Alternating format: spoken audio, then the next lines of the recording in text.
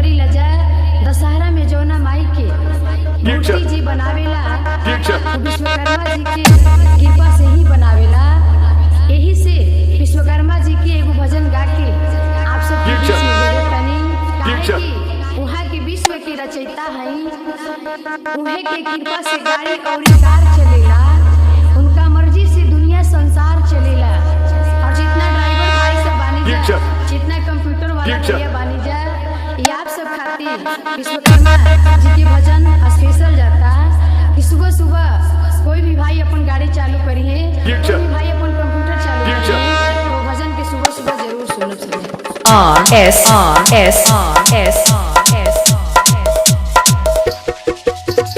High tech, high tech, high tech, high tech.